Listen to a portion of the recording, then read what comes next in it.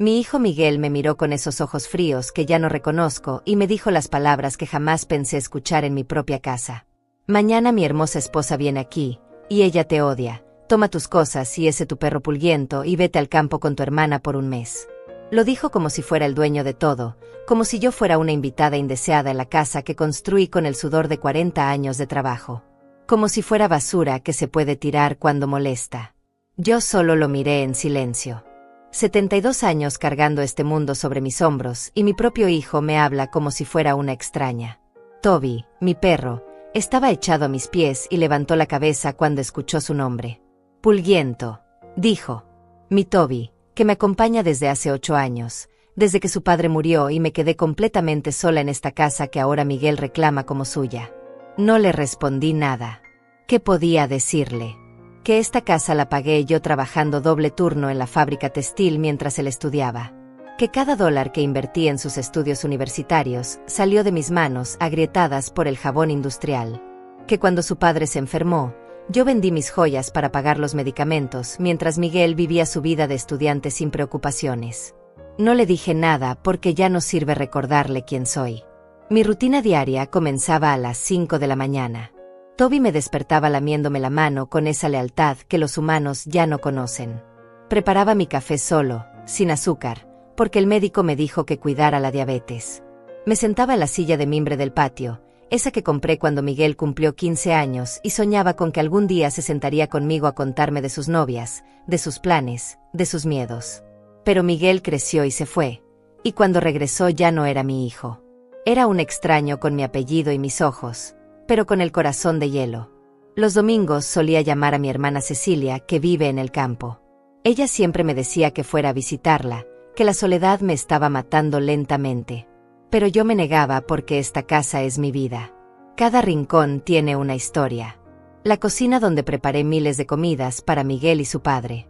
La sala donde celebramos sus primeras calificaciones perfectas. El cuarto donde lo cuidé cuando tuvo neumonía y pensé que lo perdería para siempre. Esta casa soy yo, y yo soy esta casa.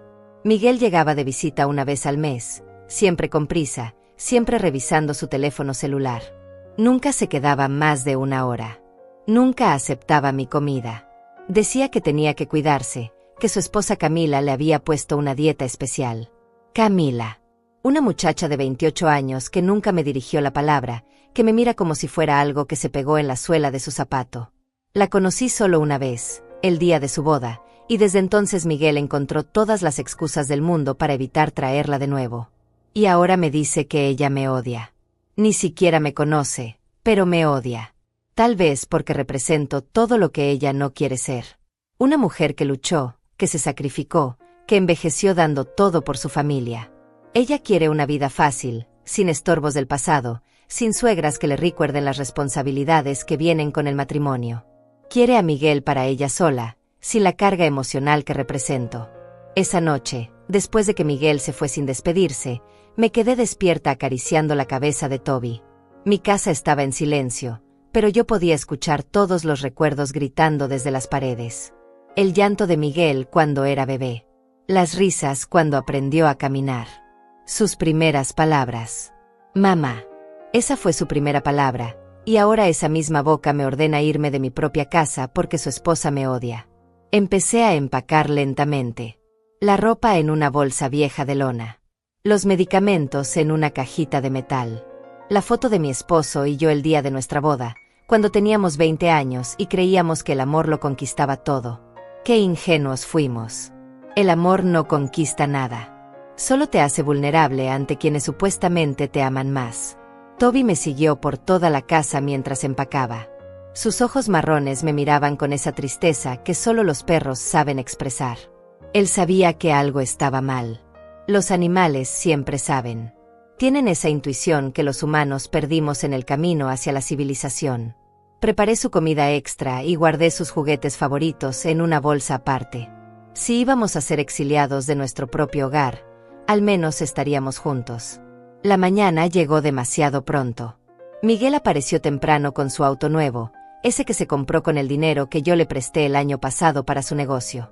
Nunca me pagó, pero ahora tiene auto nuevo y esposa joven. Cargó mis cosas en la cajuela sin mirarme a los ojos. Toby se resistía a subir al auto, como si supiera que no era un paseo normal. Tuve que cargarlo yo misma, sintiendo cómo temblaba contra mi pecho. Durante el viaje al campo, Miguel no dijo una sola palabra. La radio sonaba bajo, alguna canción romántica que contrastaba cruelmente con el silencio helado entre nosotros. Yo miraba por la ventana y veía pasar mi vida. Los lugares donde había sido feliz se alejaban cada kilómetro. Mi casa, mi barrio, mi mundo. Todo quedaba atrás para que una muchacha que me odia pudiera ser feliz en el hogar que yo construí.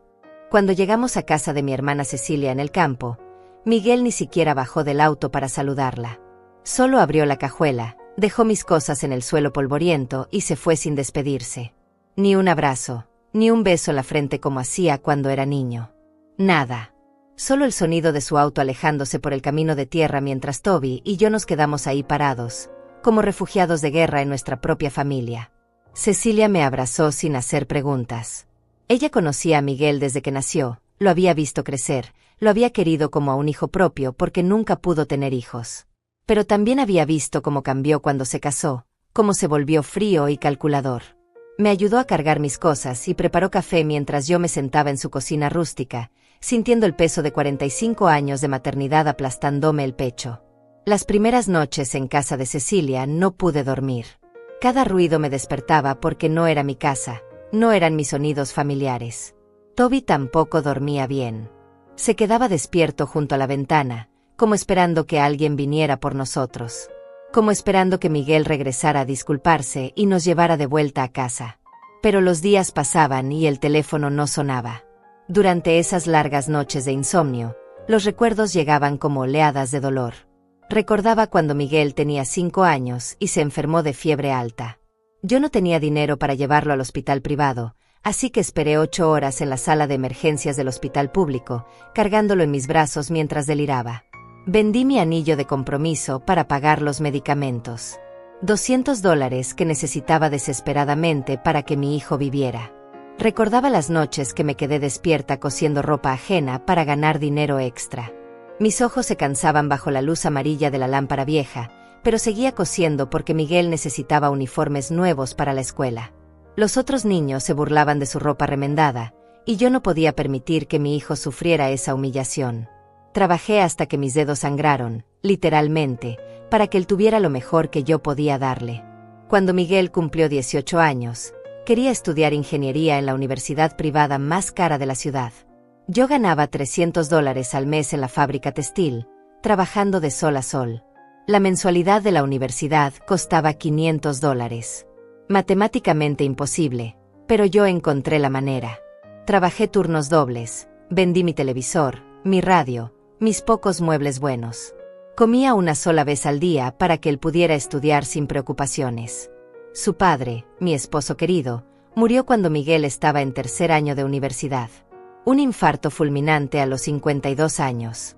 Yo me quedé viuda y sola, pero no dejé que Miguel abandonara sus estudios para trabajar y ayudarme. Saqué un préstamo de $2,000 que me tomó 4 años pagar, pero él terminó su carrera.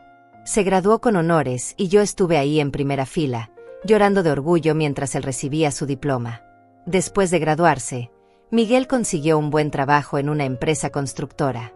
Empezó a ganar más dinero en un mes de lo que yo ganaba en 3. Pero ya no venía a visitarme tan seguido. Estaba ocupado construyendo su nueva vida, su nueva imagen. Se mudó a un apartamento elegante en el centro de la ciudad y solo me llamaba los domingos. Conversaciones de 10 minutos donde me preguntaba cómo estaba, pero nunca escuchaba realmente la respuesta. Conoció a Camila en una fiesta de la empresa. Ella trabajaba como recepcionista y tenía esa belleza fría y artificial que tanto gusta a los hombres exitosos. Piernas largas, cabello rubio oxigenado, uñas perfectas que nunca habían tocado jabón industrial ni habían cosido ropa ajena hasta que los dedos sangraran. Era todo lo contrario a mí, y quizás por eso Miguel se enamoró tan perdidamente de ella. Cuando Miguel me presentó a Camila, yo traté de ser cariñosa. Le preparé mi mejor comida, limpié la casa hasta que brillara, me puse mi vestido menos viejo. Pero ella me miró como si fuera algo desagradable. No tocó mi comida, dijo que estaba a dieta. No se sentó en mis muebles viejos, prefirió quedarse de pie. Cuando le mostré las fotos de Miguel de niño, ella bostezó y revisó su teléfono celular. Esa noche, después de que se fueron, lloré como no había llorado desde el funeral de mi esposo. No era solo tristeza, era humillación. Mi hijo había elegido a una mujer que me despreciaba, y él lo permitía. Peor aún, parecía aprobar esa actitud. Como si mi amor de madre fuera algo vergonzoso que había que ocultar de su nueva vida sofisticada. La boda fue una ceremonia cara y ostentosa. Yo no conocía a nadie de los invitados de ella. Gente con ropa de marca y conversaciones sobre viajes a Europa y autos importados. Yo me senté sola en mi mesa, vestida con un traje que me costó 2 meses de ahorro, sintiéndome como una intrusa en la boda de mi propio hijo. Camila llevaba un vestido que costaba más que mi salario anual, y Miguel la miraba como si fuera una diosa bajada del cielo. Durante el baile, Miguel se acercó a mí por obligación social. Me invitó a bailar una canción, pero fue evidente que lo hacía por quedar bien ante los fotógrafos. Sus movimientos eran rígidos, su sonrisa falsa. Cuando terminó la canción, me dio un beso mecánico en la mejilla y regresó corriendo con su esposa y sus nuevos amigos. Yo me quedé ahí parada en medio de la pista de baile, sintiendo que acababa de bailar con un extraño que casualmente tenía la cara de mi hijo. Después de la boda, las visitas se volvieron aún más esporádicas. Miguel venía solo, siempre con prisa, siempre con excusas. Camila estaba ocupada, Camila tenía dolor de cabeza, Camila no se sentía bien. Yo sabía la verdad.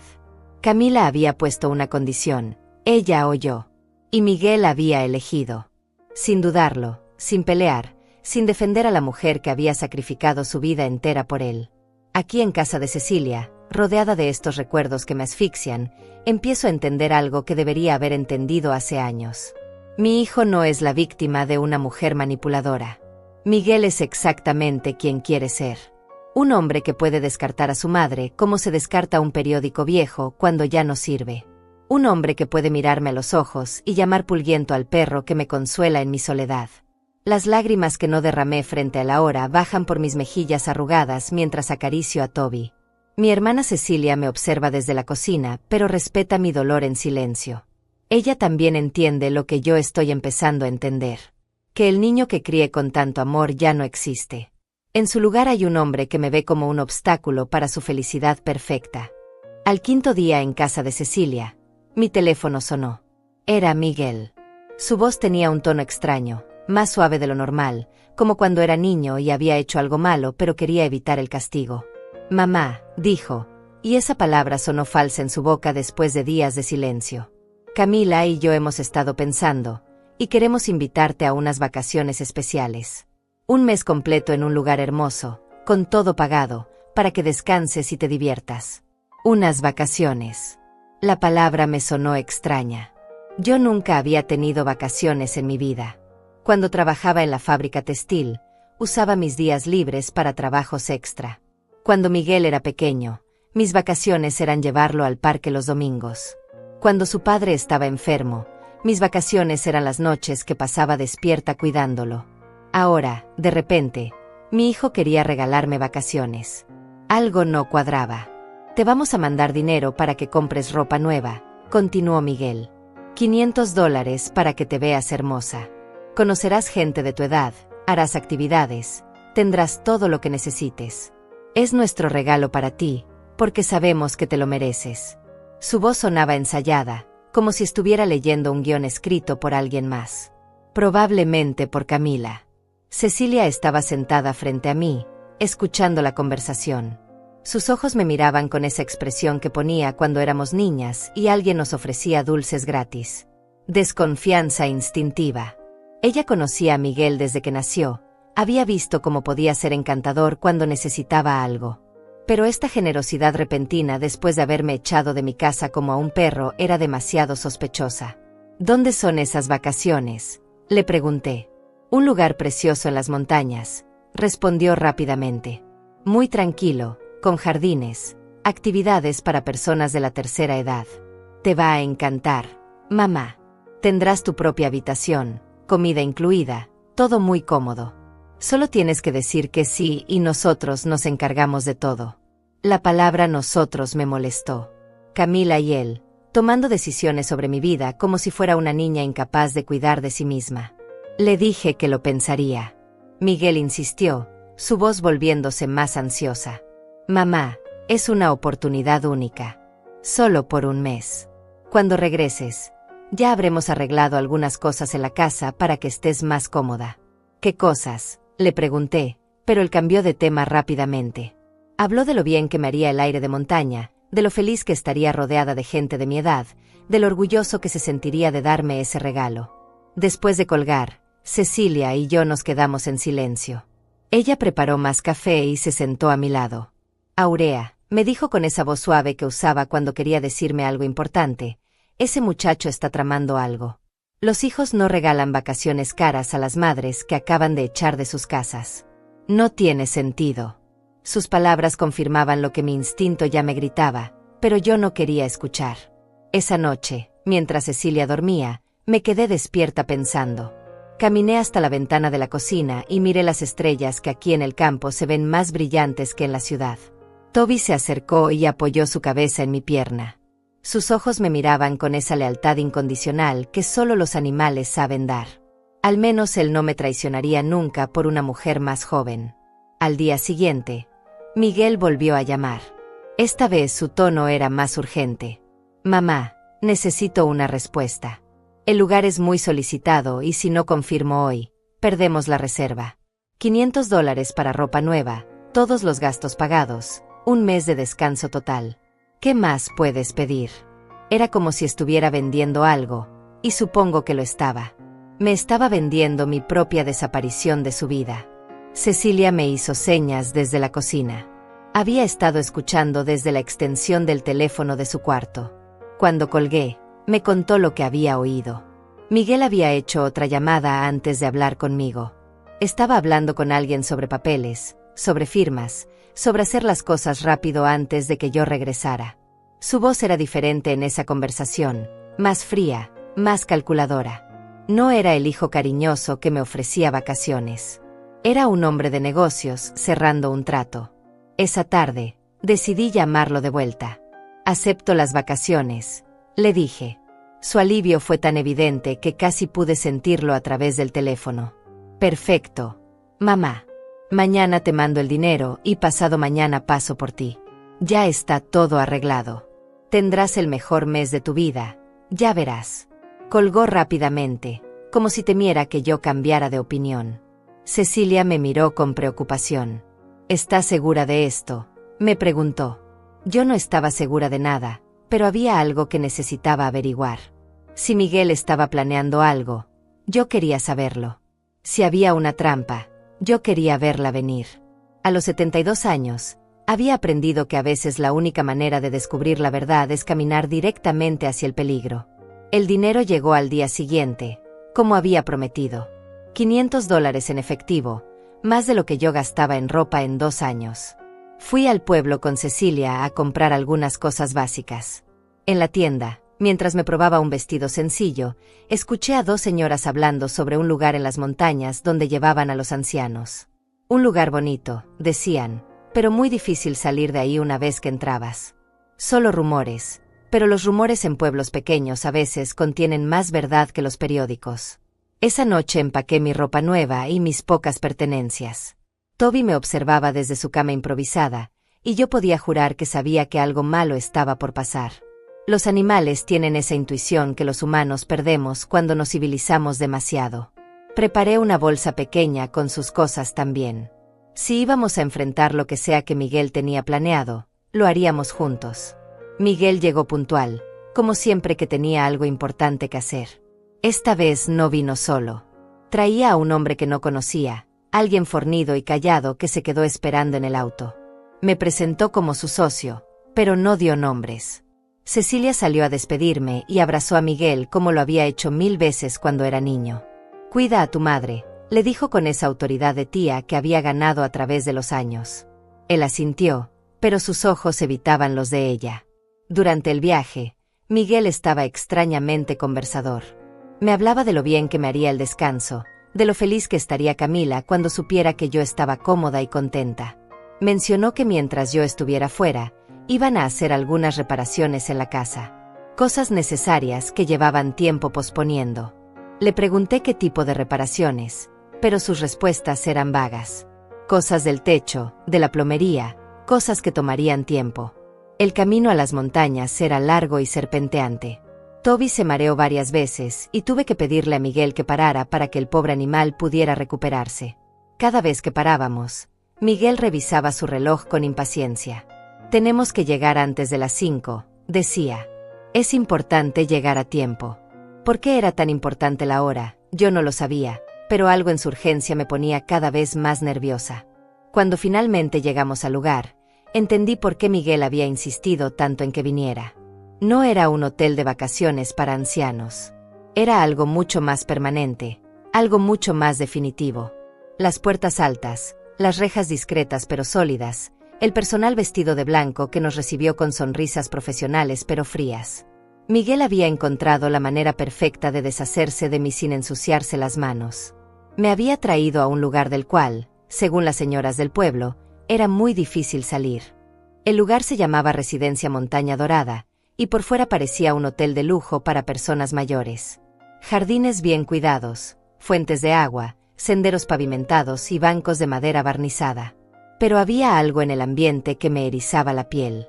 Los ancianos que caminaban por los jardines lo hacían lentamente, con miradas vacías, como si hubieran perdido la esperanza de estar en cualquier otro lugar.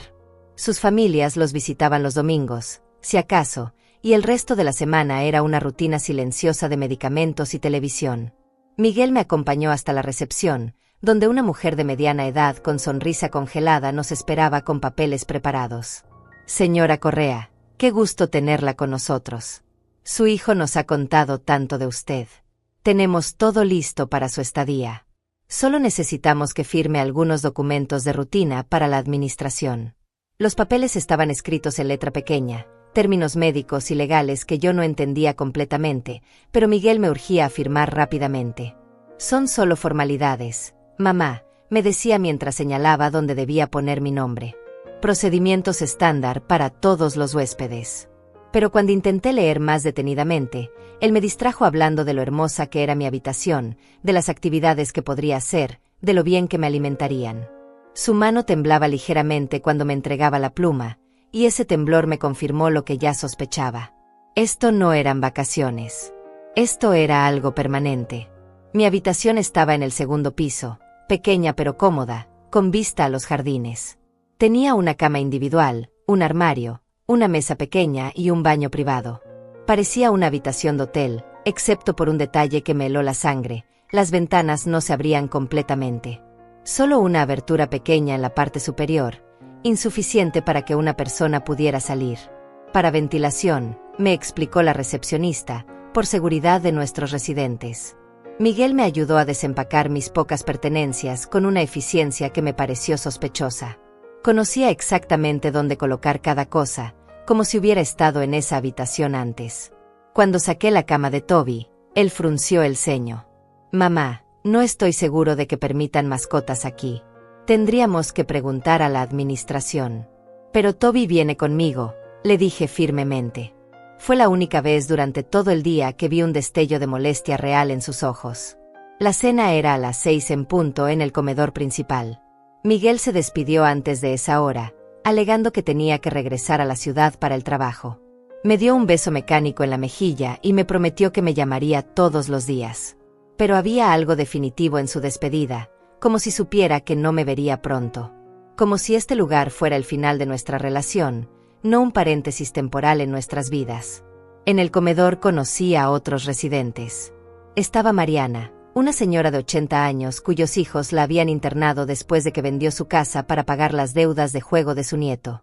Estaba Joel, un hombre de 75 años que había firmado los papeles creyendo que era un contrato de alquiler temporal, pero después descubrió que había transferido la custodia legal de sus finanzas a sus hijos. Todas historias similares a la mía. Familias que habían encontrado maneras elegantes de deshacerse de sus ancianos inconvenientes. Esa primera noche no pude dormir. Toby tampoco estaba tranquilo. Se quedaba junto a la puerta, olisqueando y gimiendo suavemente. Los sonidos de la residencia eran diferentes a los de mi casa. Pasos de enfermeras en el pasillo, El zumbido constante del aire acondicionado, el llanto ocasional de algún residente que soñaba con su hogar perdido. Todo me recordaba que ya no estaba en mi mundo, sino en un lugar diseñado para contenerme. Al segundo día, intenté llamar a Cecilia desde el teléfono de mi habitación, pero la línea estaba bloqueada para llamadas de larga distancia. En la recepción me dijeron que podía hacer llamadas locales solamente, y que para llamadas fuera de la ciudad necesitaba autorización especial. ¿Qué tipo de hotel requiere autorización para usar el teléfono?, les pregunté, pero la respuesta fue siempre la misma sonrisa profesional y excusas sobre políticas de seguridad. El tercer día, decidí explorar los jardines con Toby. Caminamos hasta el perímetro de la propiedad y descubrí que toda la residencia estaba rodeada por una cerca alta, discretamente oculta detrás de arbustos ornamentales. Las puertas principales tenían guardias de seguridad las 24 horas, supuestamente para proteger a los residentes, pero yo empezaba a entender que también servían para evitar que alguien se fuera sin autorización. No era una prisión, pero tampoco era libertad. Durante las actividades grupales, escuché más historias que confirmaban mis sospechas. Residentes que habían llegado por periodos cortos y llevaban meses sin poder salir. Familias que habían usado la firma de documentos médicos para obtener poder legal sobre las propiedades de sus padres. Hijos que visitaban una vez al mes con sonrisas falsas y promesas de que pronto podrían regresar a casa, promesas que nunca se cumplían. Miguel me llamó al cuarto día, tal como había prometido. Su voz sonaba alegre y relajada. ¿Cómo están las vacaciones, mamá? ¿Te está gustando el lugar? ¿Están cuidándote bien?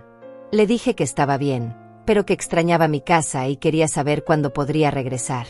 Las reparaciones están tomando más tiempo de lo esperado, respondió vagamente. Pero no te preocupes, estás en el mejor lugar posible. Cuando colgué, sus palabras resonaron en mi cabeza. El mejor lugar posible. No para mí, sino para él. Esa noche, mientras cenaba con los otros residentes, Mariana me contó algo que me helió la sangre. Había escuchado a las enfermeras hablando sobre nuevos ingresos permanentes. Personas cuyos familiares habían firmado contratos de cuidado a largo plazo sin consultar con los ancianos. Contratos que incluían la transferencia de propiedades como pago por los servicios de la residencia. Familias que habían encontrado la manera legal de quedarse con las casas de sus padres mientras los mantenían seguros y cómodos en instituciones como esta. Al quinto día, intenté salir de la residencia para caminar por el pueblo cercano. El guardia de seguridad me detuvo cortésmente en la puerta.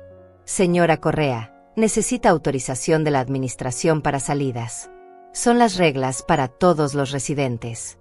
Cuando fui a la oficina administrativa, me dijeron que necesitaban el permiso por escrito de mi familiar responsable. Mi familiar responsable era Miguel, y yo empezaba a entender que él nunca daría ese permiso. Esa noche llamé a Miguel desde el teléfono de la recepción, bajo la supervisión de la enfermera de turno. Le pregunté directamente cuándo vendría por mí, cuándo terminarían las supuestas reparaciones de la casa. Su respuesta fue evasiva, llena de palabras suaves pero vacías de compromisos reales. Pronto, mamá. Cuando todo esté listo. Tienes que tener paciencia y disfrutar el descanso que tanto te mereces. Pero yo ya no quería descanso. Quería mi casa, mi vida, mi libertad. Al sexto día, mientras paseaba con Toby por los jardines, me acerqué a una enfermera joven que parecía más humana que las otras. Le pregunté directamente sobre los procedimientos para salir de la residencia. Su respuesta me confirmó lo que ya sabía, pero no quería aceptar. Los residentes solo podían salir con autorización de sus familiares responsables, y solo si las cuentas estaban al día. Las cuentas que costaban $3,000 al mes, pagadas con las propiedades que los familiares habían transferido legalmente como garantía. Esa noche, acostada en mi cama estrecha mientras Toby dormía a mis pies, entendí finalmente lo que Miguel había hecho. No me había regalado vacaciones. Me había vendido. Mi casa, mi libertad, mi dignidad. Todo a cambio de deshacerse de la madre inconveniente que avergonzaba a su esposa joven. Había usado mi amor de madre, mi confianza ciega en él, para convencerme de firmar mi propia condena. Y lo más doloroso de todo era que lo había hecho con tanta facilidad, como si yo fuera un problema menor que resolver en su vida perfecta. Los papeles que había firmado tan confiadamente el primer día no eran formularios de hotel. Eran documentos legales que transferían la custodia médica y financiera de mi persona a Miguel, y que autorizaban el uso de mi propiedad como garantía de pago por cuidados a largo plazo. En términos simples, Miguel había vendido mi casa para pagar mi prisión dorada, y yo había firmado mi conformidad sin siquiera leer la letra pequeña. Al séptimo día en la residencia Montaña Dorada, mientras paseaba con Toby por los jardines después del desayuno, escuché una voz familiar llamándome desde el estacionamiento de visitantes. Señora Aurea, señora Aurea. Era Marcos Huerta, mi antiguo vecino de hace 15 años, cuando vivía en la casa anterior antes de mudarme a la que Miguel ahora reclamaba como suya.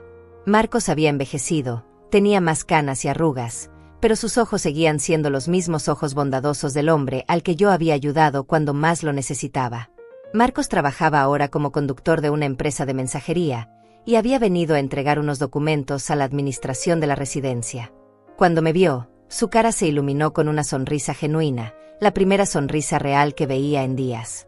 Señora Aurea, ¿qué hace usted aquí?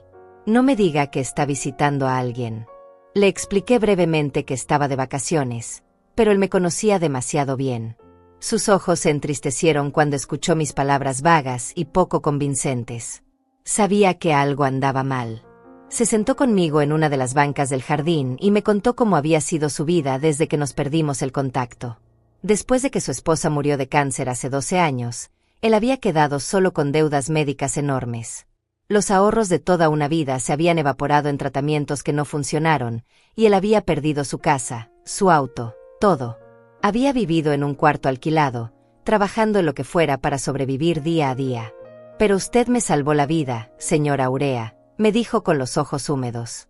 Cuando yo no tenía ni para comer, usted aparecía en mi puerta con comida casera. Cuando me enfermé de neumonía y no tenía dinero para medicinas, usted vendió sus aretes de oro para comprarme los antibióticos. Cuando todos me daban la espalda porque no podía pagar mis deudas, usted me trataba con dignidad.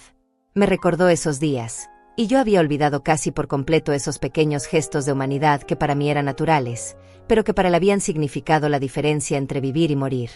Marcos me contó que ahora tenía un trabajo estable como conductor, que había logrado alquilar un apartamento pequeño pero decente, y que siempre había querido encontrarme para agradecerme. Pero cuando fue a buscarme a mi antigua dirección, los nuevos inquilinos no sabían nada de mí. Había preguntado en el barrio, pero nadie tenía información sobre mi paradero. Encontrarme aquí, en esta residencia, le parecía una señal del destino, pero también le preocupaba profundamente. Señora Aurea, este lugar no es para vacaciones, me dijo con voz seria. Yo vengo aquí seguido a entregar documentos legales, contratos de ingreso permanente, papeles de transferencia de propiedades. Este es un asilo de lujo donde las familias internan a sus ancianos para quedarse con sus bienes. He visto casos terribles, gente que entra por unos días y nunca sale. Sus palabras confirmaron mis peores sospechas, pero escucharlas de alguien que conocía el sistema desde adentro me dio la claridad que necesitaba. Le conté toda la verdad sobre Miguel, sobre cómo me había echado de mi casa, sobre las supuestas vacaciones, sobre los documentos que había firmado sin entender completamente. Marcos escuchó en silencio, su cara endureciéndose con cada detalle de mi historia. Cuando terminé, él negó con la cabeza lentamente. Ese muchacho al que usted crió no merece llamarse su hijo, me dijo. Pero no se preocupe, señora Aurea. Usted me salvó una vez, ahora me toca a mí salvarla a usted. Marcos me explicó que su trabajo le daba acceso a información que normalmente no estaba disponible para el público.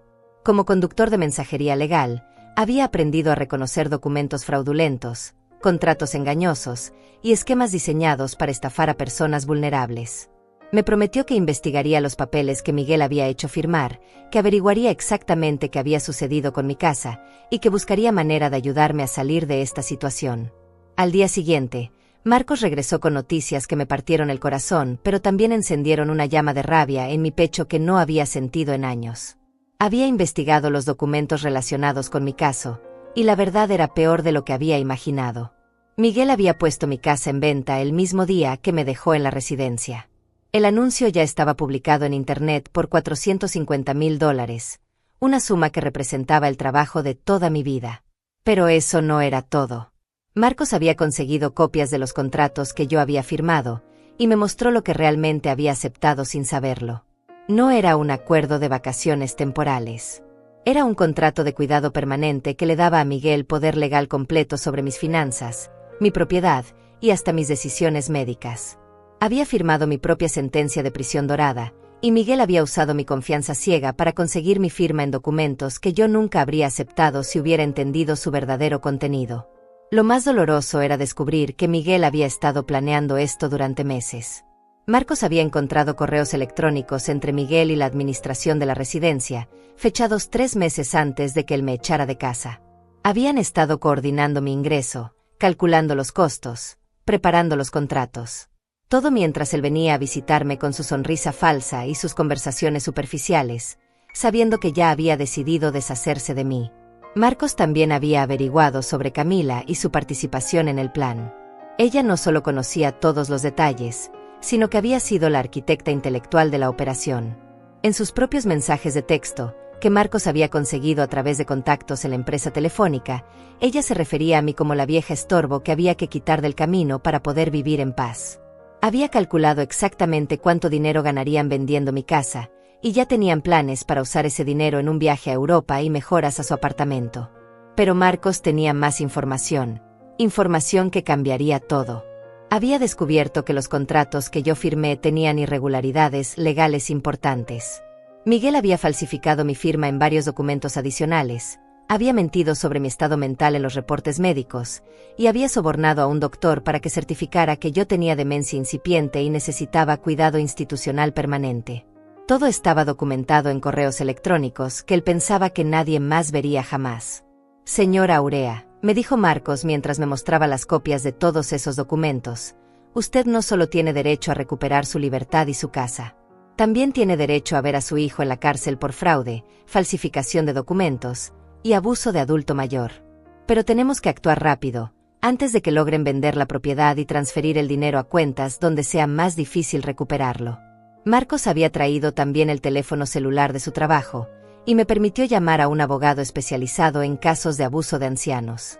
El abogado, después de escuchar mi historia y revisar los documentos que Marcos había conseguido, me confirmó que tenía un caso sólido no solo para anular todos los contratos, sino también para procesar penalmente a Miguel y Camila por conspiración, fraude y una docena de otros delitos. Pero necesitaba que yo actuara como protagonista de mi propia defensa, no como víctima pasiva. Esa noche, por primera vez desde que llegué a la residencia, dormí profundamente. Toby también parecía más tranquilo, como si sintiera que algo había cambiado en el ambiente. Ya no era una anciana confundida que había sido engañada por su propio hijo. Era una mujer de 72 años que había trabajado toda su vida, que había sacrificado todo por su familia, y que no iba a permitir que la trataran como basura desechable. Miguel había cometido un error fatal, había subestimado a la mujer que lo había criado. Al día siguiente, Marcos regresó con más noticias. Había hablado con varios otros familiares de residentes en situaciones similares, y había descubierto que la residencia Montaña Dorada estaba bajo investigación por parte de las autoridades estatales. Varios ancianos habían denunciado irregularidades, y había una investigación en curso sobre prácticas fraudulentas en la institución. Mi caso podía ser la evidencia adicional que las autoridades necesitaban para cerrar el lugar y procesar a los responsables. Pero lo más importante era que Marcos había conseguido la ayuda de una trabajadora social especializada en derechos de adultos mayores, y entre los dos habían preparado un plan para sacarme legalmente de la residencia y recuperar mi propiedad. No iba a ser fácil, y tomaría tiempo, pero por primera vez en días tenía esperanza real. No solo iba a salir de esta prisión dorada. Iba a hacer que Miguel y Camila pagaran por cada mentira, cada documento falsificado, cada momento de humillación que me habían hecho sufrir. Con la ayuda de Marcos y la trabajadora social, Ivana Palma, comencé a organizar mi contraataque con la paciencia y meticulosidad que había aprendido en 40 años de trabajo en la fábrica textil. Cada pieza tenía que estar en su lugar, cada documento verificado, cada paso calculado con precisión. Miguel había usado mi amor de madre contra mí, pero ahora yo usaría su propia arrogancia y codicia contra él. Ivana me explicó que tenía varias opciones legales, pero que la más efectiva sería demostrar que los contratos habían sido firmados bajo engaño y coerción. Los correos electrónicos que Marcos había conseguido eran evidencia perfecta de que Miguel había mentido sobre la naturaleza de mi estadía en la residencia. Pero necesitaba más pruebas, testimonios adicionales, y sobre todo, necesitaba documentar cada irregularidad que hubiera en mi expediente médico y legal. Durante los siguientes días, Mientras aparentaba ser la anciana resignada que todos esperaban ver, trabajé sistemáticamente para reunir evidencia. Con la ayuda de Marcos, quien podía entrar y salir de la residencia como conductor de mensajería, logré fotografiar documentos de mi expediente, grabar conversaciones con el personal administrativo y obtener copias de todos los contratos que había firmado. Cada papel, cada firma, cada fecha que no coincidía con la realidad se convirtió en otra pieza de evidencia contra Miguel. Ivana me enseñó a usar una pequeña grabadora digital que Marcos había comprado con su propio dinero. Era tan pequeña que cabía en el bolsillo de mi vestido, y tan silenciosa que nadie sospechaba cuando yo registraba las conversaciones. Grabé a la directora de la residencia admitiendo que Miguel había pagado extra para que aceleraran mi ingreso sin los procedimientos médicos normales. Grabé a las enfermeras hablando sobre cómo falsificaban reportes médicos para justificar internamientos permanentes. Grabé al médico de la institución confesando que nunca me había examinado realmente antes de firmar el certificado de demencia. Pero la evidencia más importante llegó cuando Marcos logró interceptar una llamada telefónica entre Miguel y Camila. Trabajando en el edificio de oficinas donde Miguel tenía su empresa, Marcos pudo acceder al sistema telefónico y grabar una conversación completa entre los dos conspiradores. En esa grabación, Miguel y Camila celebraban el éxito de su plan, hablaban de cómo usar el dinero de la venta de mi casa, y se reían de lo fácil que había sido engañar a la vieja estúpida que había firmado todo sin leer. Escuchar esa grabación fue como recibir una puñalada en el corazón, pero también fue liberador. Ya no tenía que preguntarme si había malinterpretado las intenciones de Miguel, si había sido demasiado suspicaz, si realmente me amaba pero había tomado decisiones equivocadas. La verdad estaba ahí, en su propia voz, riéndose de mi dolor con la mujer que había elegido por encima de la madre que lo había criado. Esa grabación se convirtió en el combustible que alimentó mi determinación de llevarlo hasta las últimas consecuencias. Ivana me ayudó a contactar con un abogado penalista especializado en casos de fraude y abuso de adultos mayores. Leandro Guevara era un hombre de 50 años que había dedicado su carrera a defender los derechos de personas como yo. Cuando le presenté toda la evidencia que habíamos reunido, sus ojos se iluminaron con la emoción de un cazador que acababa de encontrar la presa perfecta. Este es el caso más sólido de abuso de adulto mayor que he visto en 10 años, me dijo. Su hijo no solo va a devolver todo lo que robó, sino que va a pasar varios años en prisión. Pero Leandro me advirtió que el proceso legal sería largo y doloroso. Miguel contrataría abogados caros, intentaría desacreditar mi testimonio alegando demencia o manipulación por parte de terceros, y usaría todos los recursos a su disposición para evitar las consecuencias. También me dijo que debía prepararme emocionalmente para el hecho de que mi hijo lucharía contra mí en los tribunales con la misma crueldad que había mostrado al planear mi encierro. Ya no habría pretensiones de amor filial. Sería una guerra abierta entre nosotros. Mientras preparábamos la demanda, también trabajamos en asegurar mi libertad inmediata de la residencia. Ivana había contactado a las autoridades estatales que investigaban las prácticas fraudulentas del lugar, y mi caso se había convertido en parte de una investigación más amplia. Con las grabaciones y documentos que habíamos reunido, las autoridades tenían evidencia suficiente para ordenar mi liberación inmediata y anular todos los contratos que había firmado bajo engaño. Durante este tiempo, Miguel me llamaba regularmente, manteniendo la farsa de ser el hijo preocupado. Sus llamadas se habían vuelto más frecuentes y ansiosas, especialmente después de que algunos compradores potenciales comenzaran a hacer preguntas sobre la legalidad de la venta de mi casa. Yo respondía a sus llamadas con la misma voz cansada y resignada de siempre, dándole información falsa sobre mi estado de ánimo y mis actividades. Él creía que tenía todo bajo control, que su madre estaba seguramente guardada donde no podía causarle problemas. El día que decidí ejecutar mi plan, llamé a Miguel desde el teléfono de la residencia. Le dije que me sentía muy enferma, que necesitaba verlo urgentemente, que tenía cosas importantes que decirle antes de que fuera demasiado tarde. Mi voz sonaba débil y quebrada, exactamente como le esperaba escuchar de una anciana derrotada y enferma. Prometió venir al día siguiente, y yo pude escuchar el alivio en su voz.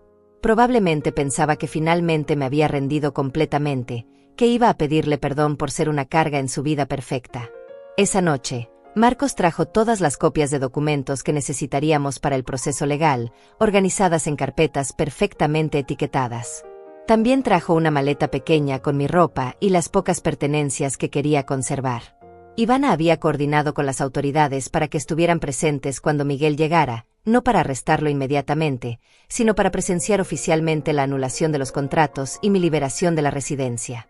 Toby parecía sentir que algo importante estaba por suceder. Había estado más alerta durante los últimos días, y esa noche se quedó despierto junto a mí, como si fuera mi guardián personal. Acaricié su cabeza gris y le prometí que pronto estaríamos de vuelta en casa, en nuestra casa real, no en la prisión dorada que Miguel había elegido para mí. Mi perro había sido más leal en una semana que mi hijo en años. La mañana llegó clara y fría. Me levanté temprano, me bañé con cuidado, y me puse mi mejor vestido, el que había comprado con el dinero que Miguel me había dado para ropa nueva. Era irónicamente apropiado que usara su propio dinero para vestirme para su confrontación.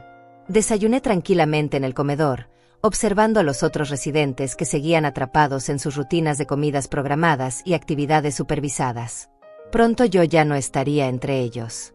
Marcos llegó temprano, como habíamos planeado, trayendo los documentos finales que Leandro había preparado durante la noche.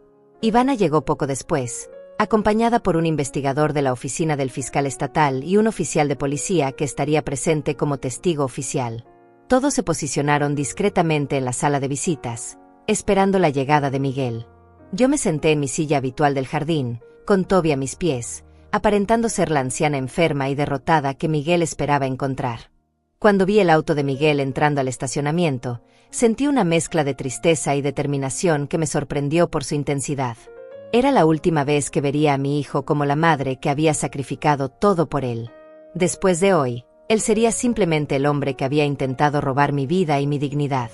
Pero también era el momento en que recuperaría mi poder, mi voz, y mi derecho a vivir mis últimos años con la dignidad que me había ganado a través de décadas de trabajo y sacrificio.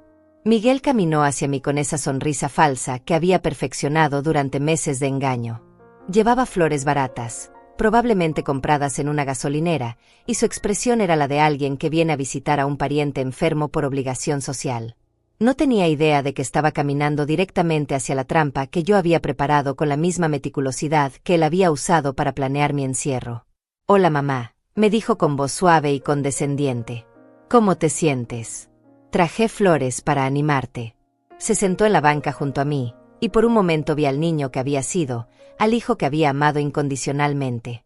Pero ese niño había muerto hace tiempo, reemplazado por el hombre frío y calculador que ahora fingía preocupación mientras esperaba que yo muriera convenientemente en esta institución que él había elegido como mi tumba. «Me siento muy débil, Miguel», le dije con voz temblorosa mientras aceptaba las flores baratas que había comprado. «He estado pensando mucho en todo lo que ha pasado, en cómo llegué aquí, en las decisiones que tomé. Quería verte una vez más para agradecerte por cuidar de mí, por encontrar este lugar tan hermoso donde puedo pasar mis últimos días en paz». Sus ojos se iluminaron con alivio y satisfacción. Finalmente, pensaba él, su madre había aceptado su destino y estaba agradecida por la solución elegante que él había encontrado para deshacerse de ella. Miguel se relajó visiblemente, su postura se volvió más cómoda, y comenzó a hablarme con esa condescendencia paternalista que había desarrollado en los últimos meses. «Es lo mejor para ti, mamá. Este lugar tiene todo lo que necesitas, gente capacitada para cuidarte, actividades para mantenerte entretenida. Camila y yo podemos vivir tranquilos, sabiendo que estás bien atendida». Mencionó a Camila como si ella fuera una santa que se preocupaba por mi bienestar, cuando yo sabía por las grabaciones que ella había sido quien planificó cada detalle de mi encierro. «Sí, hijo, tienes razón», continué con mi actuación. «Pero hay algo que me preocupa, algo sobre los papeles que firmé cuando llegué. No entendí muy bien algunos términos, y me gustaría que me los explicaras otra vez». Sus ojos mostraron un destello de nerviosismo, pero rápidamente lo disimuló. «Eran solo formalidades, mamá. Papeles del seguro médico, autorizaciones para que el personal pueda cuidarte adecuadamente. Nada importante de lo que tengas que preocuparte». Cada palabra que salía de su boca era una mentira más que se sumaría a la lista de evidencias en su contra. En ese momento, Ivana apareció caminando por el jardín, aparentando ser una visitante casual. Se acercó a nosotros con una sonrisa profesional y se presentó como trabajadora social de la residencia. Miguel la saludó cortésmente, sin saber que ella era quien había estado coordinando mi liberación durante días. «Señor Correa, qué bueno encontrarlo aquí. Justamente necesitaba hablar con usted sobre algunos documentos relacionados con su madre». Podríamos conversar unos minutos en privado. Miguel accedió, pensando que era una conversación rutinaria sobre mi cuidado. Caminaron hacia la sala de visitas, donde Marcos, Leandro, el investigador y el oficial de policía los esperaban. Yo lo seguí lentamente, cargando a Toby y manteniendo mi actuación de anciana frágil y confundida. Cuando Miguel vio a todas esas personas esperándolo, su cara cambió completamente. La sonrisa condescendiente desapareció, reemplazada por una expresión de pánico apenas controlado. Señor Correa, dijo Leandro presentándose como mi abogado, tenemos serias preocupaciones sobre las circunstancias bajo las cuales su madre fue internada en esta institución. Hemos revisado todos los documentos que ella firmó, y tenemos evidencia de irregularidades significativas en el proceso. Miguel intentó mantener la compostura, pero yo podía ver el sudor formándose en su frente. No entiendo de qué están hablando. Mi madre está aquí por su propio bienestar, porque necesita cuidados especializados. Ivana entonces reprodujo la primera grabación, la conversación entre Miguel y la directora de la residencia donde la admitía haber pagado dinero extra para acelerar mi ingreso sin evaluaciones médicas apropiadas. La voz de Miguel llenó la habitación, clara e inconfundible, hablando sobre cómo necesitaba que todo se hiciera rápidamente antes de que yo cambiara de opinión. Su cara se puso pálida mientras escuchaba su propia voz traicionándolo. Eso está fuera de contexto, balbuceó Miguel.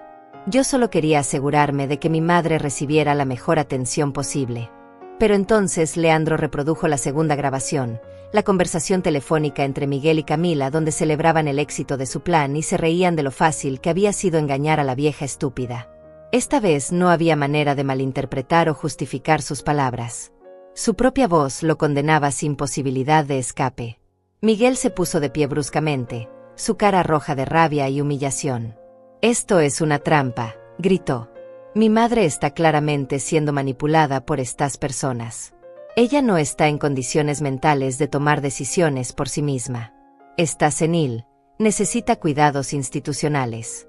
Pero sus gritos desesperados solo confirmaban lo que las grabaciones ya habían demostrado, que él era capaz de cualquier mentira para justificar sus acciones.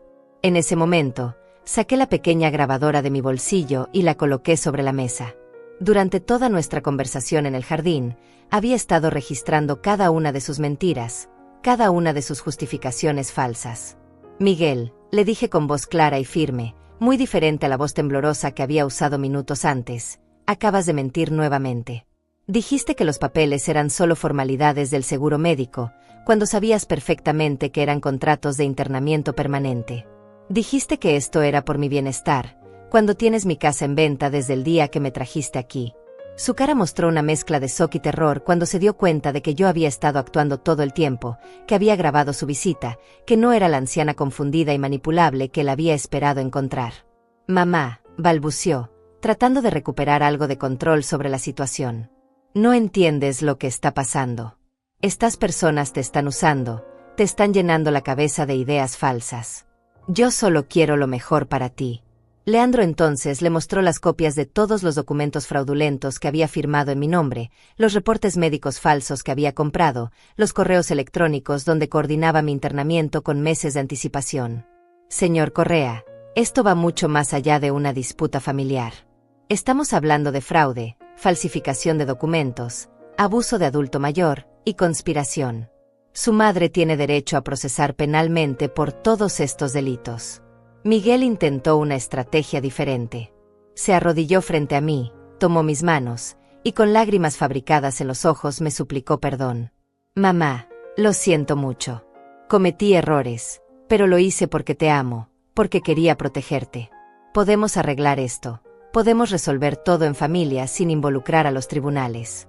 Te prometo que nunca más volverá a pasar algo así». Pero sus lágrimas falsas no me conmovieron. Había aprendido a reconocer la diferencia entre el arrepentimiento real y la manipulación desesperada. «Miguel», le respondí con la voz serena de una mujer que había recuperado su poder, «tuviste 45 años para amarme y protegerme. Elegiste venderme en lugar de defenderme. Elegiste reírte de mí con tu esposa en lugar de respetarme. Elegiste robar mi casa en lugar de agradecerme por todos los sacrificios que hice por ti. Ahora tienes que enfrentar las consecuencias de esas decisiones. Ya no eres mi hijo. Eres simplemente el hombre que intentó destruir mi vida». El investigador del fiscal entonces le notificó oficialmente que estaba bajo investigación por múltiples delitos relacionados con abuso de adulto mayor y fraude. Le informaron que tenía derecho a conseguir un abogado, que cualquier cosa que dijera podía ser usada en su contra, y que debía presentarse en la oficina del fiscal dentro de 48 horas. Miguel escuchó todo esto con una expresión de incredulidad total, como si no pudiera creer que las consecuencias de sus acciones finalmente lo habían alcanzado.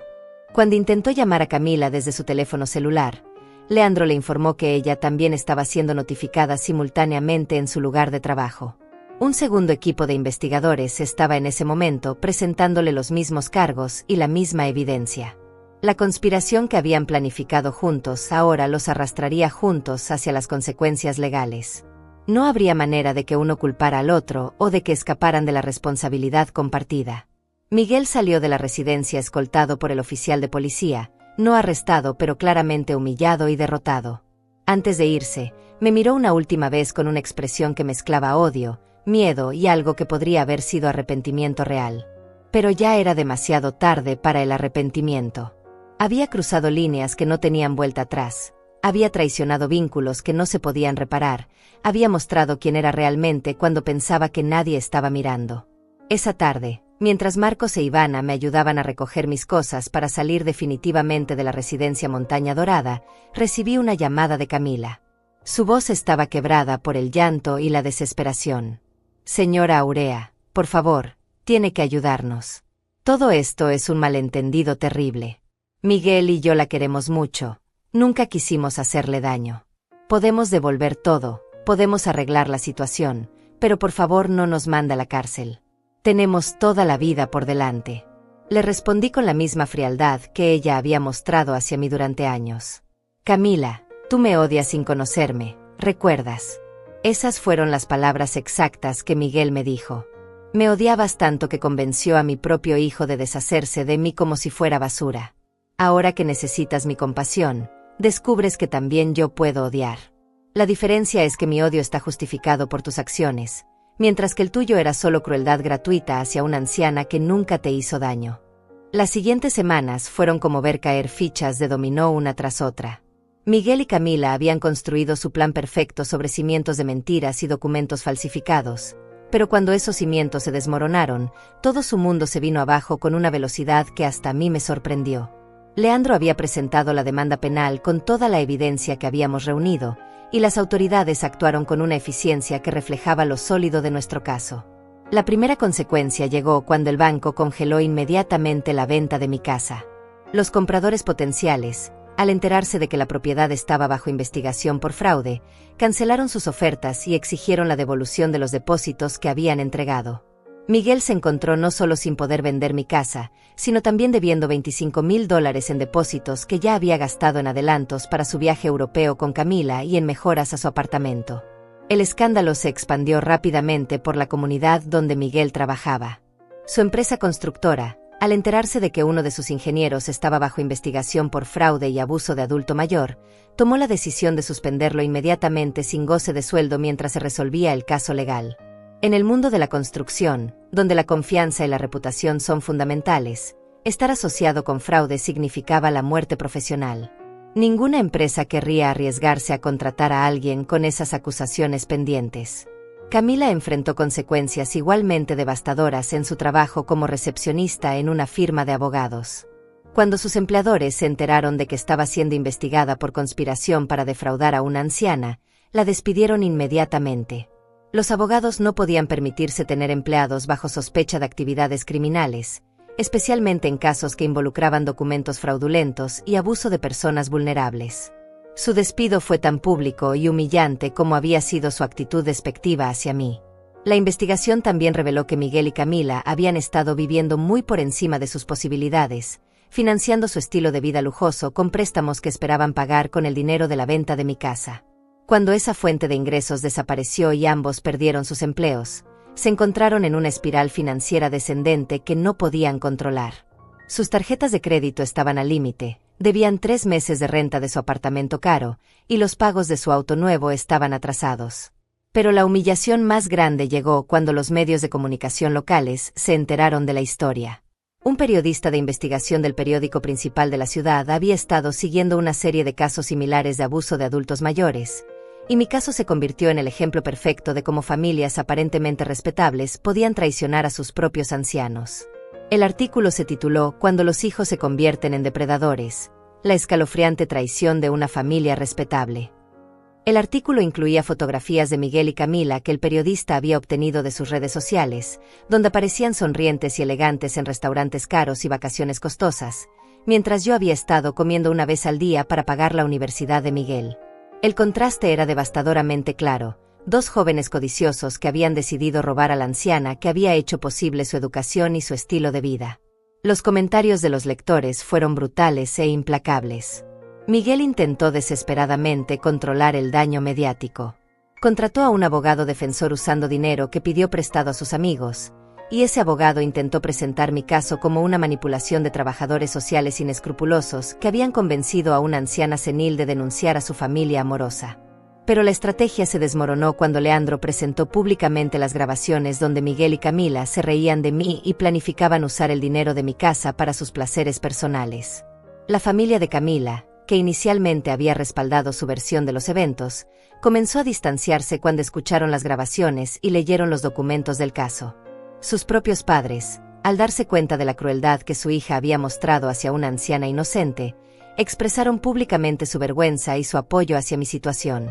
Su madre llegó incluso a contactar a Leandro para ofrecer testimonio sobre la personalidad manipuladora y codiciosa que Camila había mostrado desde joven. Miguel también perdió el apoyo de sus amigos y conocidos cuando la historia se hizo pública. Antiguos compañeros de universidad, colegas de trabajo, y hasta vecinos de su edificio comenzaron a evitarlo abiertamente. En una comunidad latina donde el respeto a los padres y ancianos es fundamental, lo que Miguel había hecho era considerado imperdonable. Se había convertido en un paria social, alguien cuyo nombre era sinónimo de traición familiar y codicia despiadada. La situación se volvió aún más desesperada cuando los acreedores comenzaron a perseguir a Miguel y Camila por las deudas que no podían pagar. El banco amenazó con embargar su auto, el propietario del apartamento inició procedimientos de desalojo, y las compañías de tarjetas de crédito comenzaron a llamar constantemente exigiendo pagos que ellos no podían hacer. Su vida perfecta y lujosa se había convertido en una pesadilla financiera de la cual no podían escapar. Camila intentó varias veces contactarme durante esas semanas, cada llamada más desesperada que la anterior. En una ocasión llegó hasta mi casa, que ya había recuperado gracias a la anulación de los contratos fraudulentos, y se arrodilló en mi puerta suplicando perdón. Sus lágrimas eran reales esta vez, pero yo sabía que era el llanto de alguien que se lamenta por las consecuencias de sus acciones, no por el daño que había causado. Le cerré la puerta en la cara sin decir una palabra. Miguel también intentó acercarse a mí a través de intermediarios. Le pidió a mi hermana Cecilia que intercediera por él, prometiendo que devolvería todo lo que había tomado y que buscaría ayuda psicológica para entender por qué había actuado tan cruelmente. Pero Cecilia, quien lo había querido como a un hijo propio, le respondió que algunas traiciones son tan profundas que no tienen perdón posible. Que había traicionado no solo a su madre, sino a todos los valores familiares que ella le había enseñado. La investigación criminal avanzó rápidamente debido a la cantidad y calidad de evidencia que habíamos presentado. El fiscal asignado al caso me dijo que raramente había visto documentación tan completa de un fraude tan elaborado. Los correos electrónicos, las grabaciones, los documentos falsificados y los testimonios de múltiples testigos creaban un caso que era prácticamente imposible de defender. Miguel y Camila enfrentaban la posibilidad real de varios años de prisión. Durante este tiempo, yo había regresado a mi casa y estaba reconstruyendo mi vida con la ayuda de Marcos e Ivana, quienes se habían convertido en mi nueva familia elegida. Toby había recuperado su alegría, corriendo libremente por el patio que conocía como su hogar verdadero. Yo había cambiado todas las cerraduras, había instalado un sistema de seguridad y había hecho modificaciones legales para asegurarme de que nunca más nadie pudiera usar mi confianza contra mí de esa manera. El juicio penal estaba programado para comenzar en 2 meses. Pero Leandro me había advertido que Miguel y Camila probablemente intentarían negociar un acuerdo antes de llegar a ese punto. Enfrentar un juicio público donde toda su crueldad y codicia sería expuesta ante un jurado era algo que sus abogados querían evitar a toda costa. Pero yo había decidido que no habría acuerdos fáciles. Quería que enfrentaran todas las consecuencias de sus decisiones, tal como yo había tenido que enfrentar las consecuencias de confiar en ellos. La última vez que supe de Miguel fue a través de Leandro, quien me informó que había sido hospitalizado por un ataque de ansiedad severa. La presión de la investigación criminal, la pérdida de su trabajo, las deudas acumuladas y el rechazo social habían quebrado su salud mental. Pero incluso recibiendo esa noticia, no sentí compasión por él. Recordé todas las noches que yo había pasado despierta preocupándome por su futuro, trabajando turnos dobles para pagar su educación, sacrificando mi propia salud para asegurar la suya. Él había tenido 45 años de mi amor incondicional, y había elegido responder con traición calculada. Camila, según me informaron, había intentado huir a otro estado para escapar de la vergüenza y las consecuencias legales, pero había sido detenida en el aeropuerto cuando intentaba abordar un vuelo con documentos falsificados. Ese intento de fuga solo agregó más cargos criminales a su caso y demostró una vez más su naturaleza mentirosa y manipuladora. No había aprendido nada de las consecuencias de sus acciones anteriores, y seguía creyendo que podía escapar de la justicia a través de más mentiras y engaños. La rueda de la justicia giraba lentamente pero con determinación implacable, y Miguel y Camila estaban descubriendo que las acciones tienen consecuencias, especialmente cuando esas acciones involucran traicionar a las personas más vulnerables de la sociedad. Habían subestimado gravemente a la anciana que habían tratado de descartar como basura, y ahora estaban pagando el precio de esa arrogancia con la destrucción completa de las vidas que habían construido sobre la base de mi sufrimiento. 6 meses después del día que Miguel me echó de mi propia casa, estoy sentada en mi jardín renovado, tomando café matutino mientras Toby persigue mariposas entre las flores nuevas que planté la semana pasada. El sol de la mañana calienta mi rostro y por primera vez en años me siento completamente en paz. No es la paz de la resignación o el cansancio, sino la paz profunda de una mujer que recuperó su dignidad y su poder después de haber tocado fondo. El juicio terminó hace 3 semanas. Miguel fue sentenciado a 4 años de prisión por fraude, falsificación de documentos y abuso de adulto mayor. Camila recibió 3 años por conspiración y complicidad en todos los delitos. Ambos también deben pagarme una compensación de $200,000 por daños emocionales y financieros, dinero que probablemente nunca veré porque han perdido todo lo que tenían. Pero nunca se trató del dinero. Se trató de la justicia, de demostrar que los ancianos no somos basura desechable que las familias pueden tirar cuando les conviene. Durante el juicio, Miguel intentó una última manipulación. Se puso de pie ante el juez y pidió hablar directamente conmigo. Con lágrimas que esta vez parecían genuinas, me pidió perdón y me dijo que había entendido la magnitud de lo que había hecho. Que había perdido a la única persona que lo había amado incondicionalmente, y que pasaría el resto de su vida lamentando haber elegido el dinero y la comodidad por encima del amor de su madre. Pero yo lo miré en silencio, sin una lágrima, sin una palabra de perdón. Algunas heridas son demasiado profundas para sanar, y algunas traiciones demasiado crueles para perdonar. Camila, por su parte, mantuvo su actitud desafiante hasta el final. Durante su testimonio intentó culpar a Miguel por todo, alegando que ella había sido manipulada y obligada a participar en el plan. Pero las grabaciones donde se reía de mí y planificaba gastar mi dinero en lujos personales destruyeron cualquier intento de presentarse como víctima. El juez fue particularmente duro con ella, comentando que había mostrado una crueldad especialmente despiadada hacia una anciana que nunca le había hecho daño. Después del juicio, varios medios de comunicación quisieron entrevistarme. Mi historia se había convertido en un símbolo de resistencia para adultos mayores en toda la región. Decidí hablar públicamente, no por fama o reconocimiento, sino porque quería que otros ancianos supieran que no tienen que aceptar el abuso de sus familias en silencio. Que tienen derechos, que tienen valor, y que nunca es demasiado tarde para defenderse de quienes los traicionan. Marcos se ha convertido en mucho más que un amigo. Es la familia que elegí después de que mi familia biológica me traicionara. Viene a visitarme 3 veces por semana, me ayuda con las compras pesadas, y hemos desarrollado una rutina de caminar juntos por las tardes mientras Toby explora el parque cercano. Él entiende el valor de la lealtad porque también fue traicionado por personas en las que confiaba. Juntos hemos construido una amistad basada en respeto mutuo y gratitud genuina. Ivana también se ha mantenido cerca. Su trabajo como defensora de derechos de adultos mayores la ha convertido en una especie de hija adoptiva. Me visita los domingos y siempre trae flores frescas del mercado. Hemos trabajado juntas en la creación de un programa educativo para enseñar a otros ancianos cómo reconocer las señales de abuso familiar y cómo protegerse legalmente. Mi experiencia se ha convertido en una herramienta para ayudar a otros que enfrentan situaciones similares.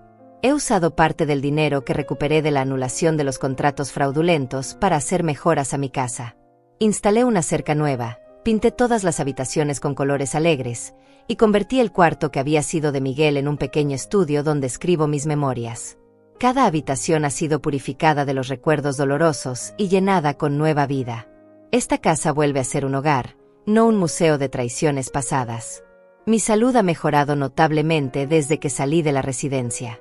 El estrés de vivir en esa prisión dorada había afectado mi presión arterial y mi digestión, pero ahora que estoy de vuelta en mi ambiente natural, mi cuerpo ha recuperado su equilibrio.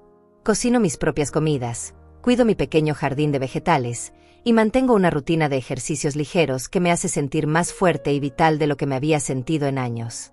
Toby también ha florecido desde nuestro regreso. Ha recuperado el peso que había perdido durante el estrés de nuestro exilio, y su pelaje brilla nuevamente con salud. Por las mañanas me despierta con la misma lealtad de siempre, pero ahora sus ojos no muestran la ansiedad que tenían en la residencia. Él sabe que estamos en casa para quedarnos, que nadie volverá a separarnos de nuestro lugar en el mundo. He establecido nuevas amistades en el barrio, mujeres de mi edad que han pasado por sus propias luchas con familias ingratas o hijos que las han decepcionado. Nos reunimos los miércoles para tomar café y compartir nuestras experiencias.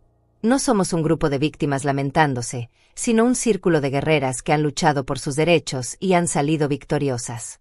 Cada una tiene su historia de resistencia y recuperación. Legalmente, he tomado precauciones para asegurarme de que nunca más pueda ser vulnerable a este tipo de abuso. He creado un testamento blindado, he establecido un poder legal durable con 3 personas de confianza que deben estar de acuerdo unánimemente antes de tomar cualquier decisión sobre mi bienestar, y he registrado todos mis bienes de manera que requieren múltiples firmas para cualquier transacción. Miguel podrá salir de prisión algún día, pero nunca más tendrá acceso a mi vida o mis propiedades. Financieramente, estoy más segura de lo que había estado en años.